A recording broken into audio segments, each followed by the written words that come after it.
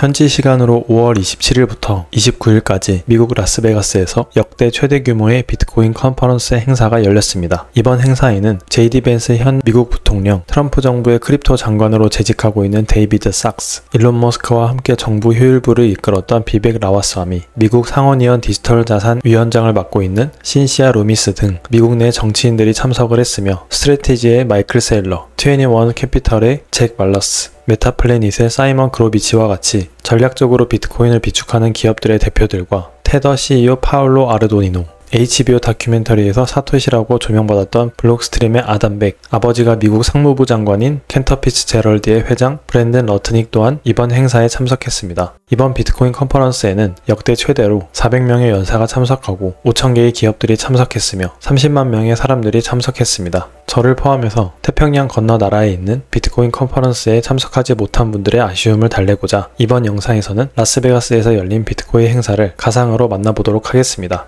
행사장은 라스베가스에서 가장 유명한 호텔 중 하나인 베네치아 호텔 뒤편에 마련되어 있습니다. 이게 베네치아 호텔입니다.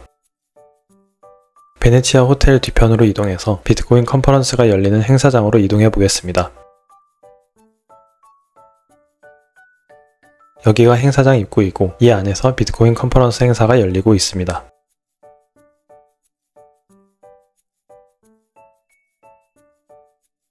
행사장 입구를 지나 쭉 걸어가면 나가모토 스테이지라는 메인 스테이지가 보입니다.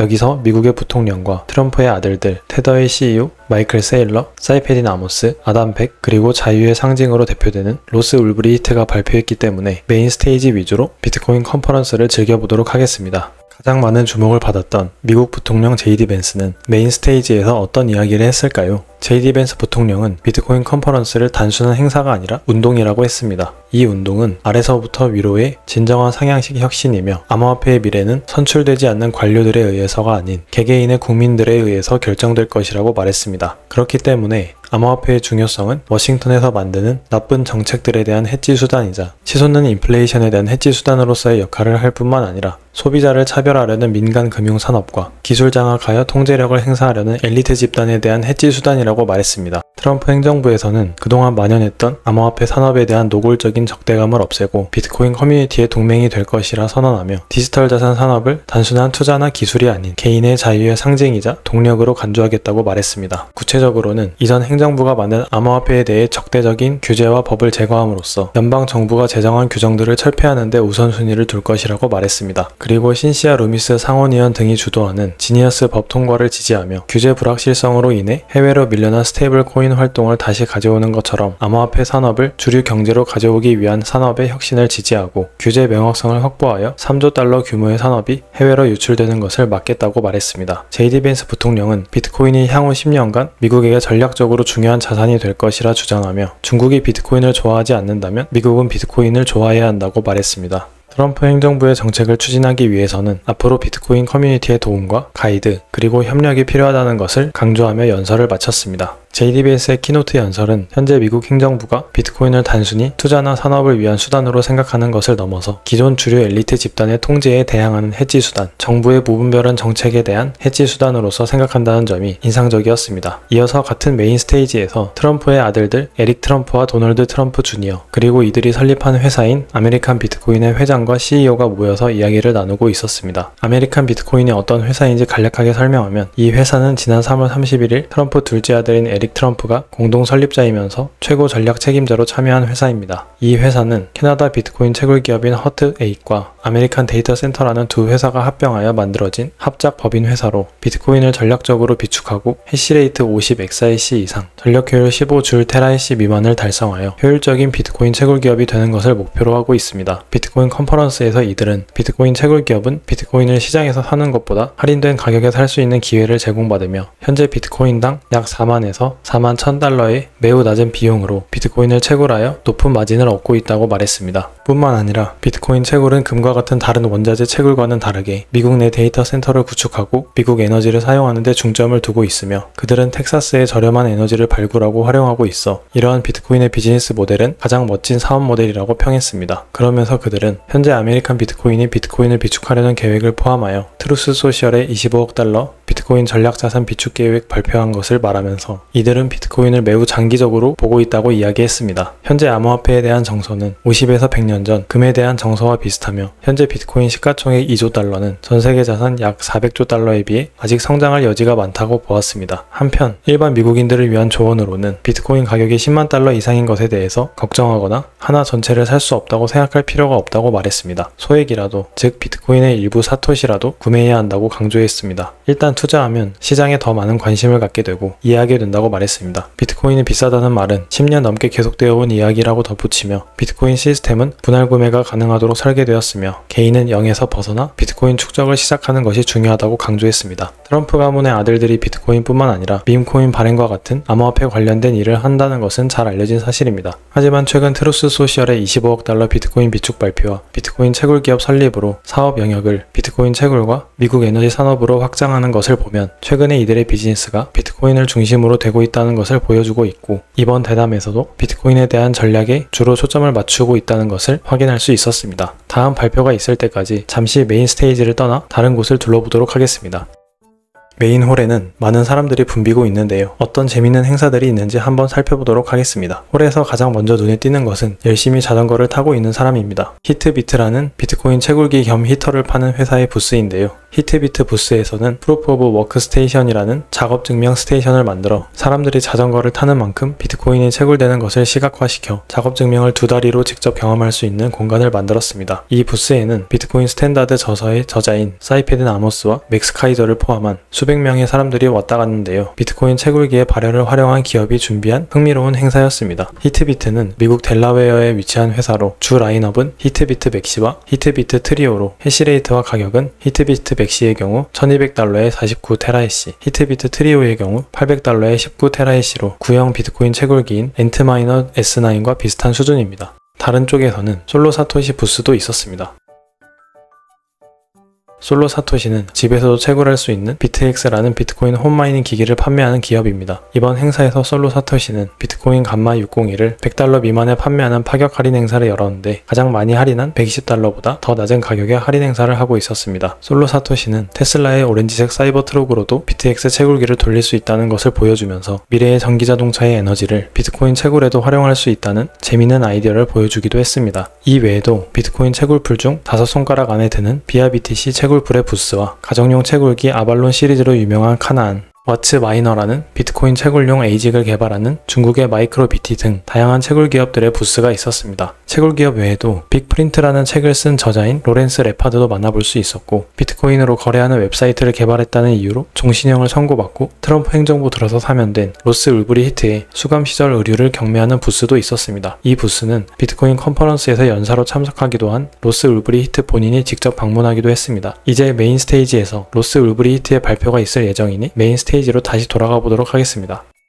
로스 울브리 히트는 실크로드라는 다크웹 사이트를 개발했는데 이 다크웹 사이트가 마약 거래로 사용했다는 혐의로 2015년 5월 29일 약 10년 전 종신형을 선고받고 수감되었습니다. 이 사건은 불법 거래의 기술이 활용된 것이 과연 처벌 대상인가? 그렇다면 범죄자가 아이폰을 보유하고 있으면 애플도 처벌 대상인가와 같은 의문을 던졌으며 트럼프 행정부가 들어선 직후 부당한 수감이라는 이유로 10년 만에 사면되었습니다. 그리고 그는 이번 비트코인 컨퍼런스에서 자유, 분산화, 단합이라는 주제로 발표를 했습니다. 그는 그가 실크로드를 개발하기 전 벌집 제거를 했던 경험을 토대로 우리가 지금 살고 있는 세상이 한 걸음 더 도약하기 위해서는 다음의 3가지 원칙에 충실하는 것이 중요하다고 강조했습니다. 첫 번째는 자유입니다. 자유를 얻는다는 것은 마치 벌들의 자유로운 개별 활동이 집단 습성의 예측 가능성을 떨어뜨리는 것처럼 자유는 우리 개인도 통제와 감시로부터 강해지게 하는 힘이라고 말했습니다. 그는 자유란 켜거나 끌 수 있는 스위치가 아니라 항상 존재한다고 말했습니다. 그가 감옥에 있어 자유가 없었지만 그 안에서도 자유를 찾는 방법은 있었다고 합니다. 자신을 통제하는 간수들의 영향을 받지 않고 내면의 기쁨을 찾는 것은 그가 자유의 횃불을 태울 수 있게 하는 승리였다고 말했습니다. 반대로 감옥에 있지 않아도 자유는 이룰 수 있습니다. 그는 그는 자유를 얻는 것은 자유를 잃는 것만큼이나 고통스럽지만 자유를 쟁취하기 위해 투쟁하고 저항하는 것은 의미가 있다고 말했습니다. 두 번째는 분산화입니다. 벌집도 하나의 벌집을 제거하는 것과 7개의 벌집을 제거하는 것 중에 7개의 벌집을 제거하는 것이 훨씬 더 어렵다고 합니다. 그 이유는 하나의 벌집을 제거할 때 다른 집의 벌들이 나와서 공격하고 다른 벌집을 제거할 때 또 다른 벌집의 벌들이 나와서 공격하기 때문이라고 합니다. 분산화의 특징은 단일 실패 지점을 없애며 그는 실크로드 사건을 통해서 분산화의 중요성을 배웠다고 말했습니다. 마지막으로 단합입니다. 벌집을 제거할 때 벌들 중 단 한 마리도 공격하지 않았기 때문에 벌집을 제거하는 것이 편리했다고 합니다. 만약에 벌들이 단합하여 자신을 공격했다면 그는 벌집을 제거하지 못했을 것이라고 합니다. 그는 교도관들이 죄수들의 말에 경청하는 유일한 때는 죄수들이 단합했을 때였다고 말하며 단합하여 통일된 메시지로 편지를 쓰거나 단식 투쟁을 했을 때 교도관들이 나타나 경청했고 그때서야 동등한 대우를 받기 시작했다고 밝혔습니다. 그가 석방된 이후에도 자신을 지지하는 사람들의 단합이 있었기 때문이라고 설명했습니다. 커뮤니티는 그를 버리지 않았고 편지를 썼고 변호 자금을 모았으며 비방에 맞서 목소리를 내면서 궁극적으로는 트럼프 대통령이 자유가 우리의 미래임을 알게 하여 그를 석방시켰다고 말했습니다. 로스 울브리히트는 자유, 분산화,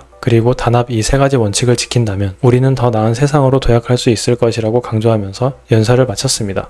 로스 울브리히트 발표 이후 많은 참석자들이 기다리던 마이클 세일러의 발표가 이어졌습니다. 마이클 세일러는 부자가 되기 위한 21가지 방법에 대한 주제로 기조 연설했습니다. 그가 소개한 부자가 되기 위한 21가지 방법 중 인상적인 것은 비트코인의 본질을 이해하는 명확성, 비트코인의 다른 자산들의 가격보다 더 빠르게 가치가 상승할 것이라는 확신, 인공지능을 활용하여 복잡한 문제에 대한 해결책을 찾는 역량, 전략을 확장하고 자산을 보호할 수 있는 법적 실체를 구성하는 것, 자유를 존중하는 경제적 거점을 선택하는 시민권, 세상의 자연적 사회적 권력 구조를 존중하고 불필요한 갈등으로 에너지를 낭비하지 않는 예의, 잘 구조화된 부의 창출 엔진의 법인을 설립하는 것, 위험을 기꺼이 공유하려는 투자자들과 기회를 공유하는 지분 투자 유치, 미래를 두려워하거나 안정적인 낮은 수익률을 원하는 사람들로부터 자본을 조달하는 신용 활용, 끊임없이 자본을 조달하고 재투자하는 자본화, 다른 사람들도 비트코인의 길을 걷도록 영감을 주고 경제적 자유의 전도사가 되는 것, 직원, 가족, 친구, 고객, 투자자, 공동체에게 되돌려주는 선의의 카르마가 있었습니다. 그가 이야기하는 부자가 되기 위한 21가지 방법에는 명확성, 확신, 용기와 같은 비트코이너의 신념과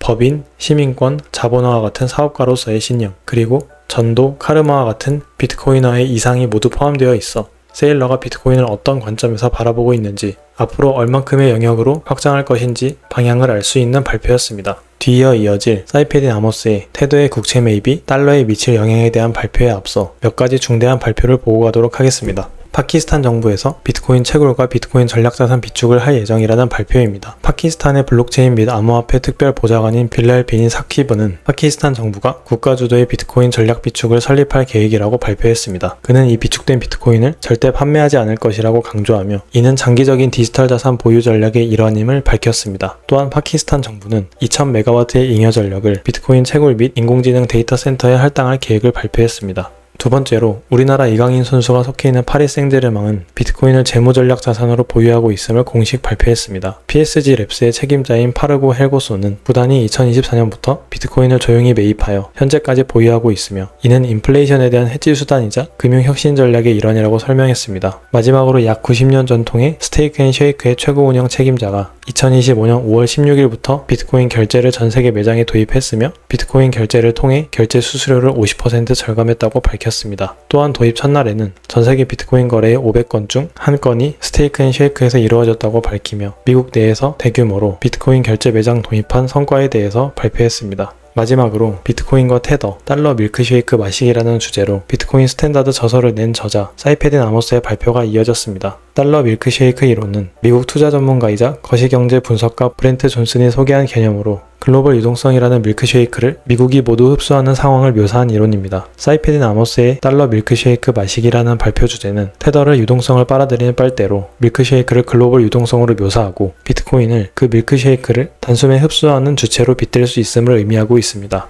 그는 테더가 미국이 국채를 매입하는 영향력이 그렇게 크지 않을 것이라 했습니다. 테더가 향후 10년간 100배 성장하여 2035년까지 시가총액 20조 달러에 달하고 보유고의 80%를 모든 만기의 미국 국채에 투자한다고 가정하고 현재 미국 부채 약 37조 달러, 재정적자 약 2조 달러를 기준으로 향후 10년간 부채와 적자가 지난 10년과 같은 속도로 증가한다고 보수적으로 가정한다고 하더라도 테더의 국채 매입은 10년간 부채를 약 3.7조 달러, 즉 전체 부채의 5.4%만 줄이는 효과가 있을 뿐이라고 말했습니다. 테더의 새로운 수요 중 상당수는 변이된 수요로 자국 통화 붕괴로 중앙은행의 국채 수요가 줄어들면서 그 수요가 테더로 이동한 것으로 전체적인 국채 수요 관점에서는 순 증가분이 크지 않다는 것을 의미합니다. 설령 새로운 수요라 할지라도 미국 재정 적자와 부채 규모가 워낙 크고 계속 증가하면서 결국 미국은 채무 불이행 또는 평가 절하라는 피할 수 없는 운명에 직면해 있다고 보고 있습니다. 테더에게 있어서 달러 가치 하락보다 더 큰 문제는 미국의 채무 불이행 선언이며 이 위험을 해지하기 위해 현재 테더는 약 100억 달러 이상인 10만 개 이상의 비트코인을 보유하고 있으며 약 1200억 달러인 달러 표시 보유고의 10% 수준을 보유하고 있습니다. 하지만 비트코인의 자산 비중은 필연적인 달러의 가치 하락과 미국의 채무 불이행 위험성 증가로 인해 결국 달러 표시 자산의 비중을 넘어설 것이며 테더는 미래에 달러와 패깅이 깨지면서 비트코인 기반 스테이블 코인으로 상향 재평가될 것이라고 말했습니다. 다시 말해 사이페딘 아모스는 테더가 지속적으로 스테이블 코인을 발행하기 위해 채무 불이행의 위험성이 높은 국채보다는 안전한 비트코인을 비축하게 될 것이며 이는 적극적인 비트코인 확장과 채택 시나리오로 가게 될 것이라고 설명했습니다. 사이페딘 아모스의 발표는 미국 내 최근 스테이블 코인의 확장과 미국채 수요처를 연결짓는 사람들의 주장을 일축하며 결국에는 스테이블 코인들도 국채 기반이 아닌 비트코인 기반으로 될 수밖에 없는 미래에 대해 들을 수 있는 자리였습니다. 이 외에도 정말 다양한 주제로 그 어느 때보다 비트코인 컨퍼런스 3일은 활기차게 흘러갔습니다. 비트코인의 주류 경제에 편입되고 있는 모습을 그 어떤 해보다 많이 볼 수 있었으며 비트코인에 대한 낙관과 기대가 넘쳐나는 행사였습니다. 아직 못 다룬 재밌는 주제들은 다른 영상에서 소개하도록 하겠습니다. 6월 4일부터 6월 6일까지 한국에서 열리는 비트코인 서울 컨퍼런스 행사도 많은 관심 부탁드립니다.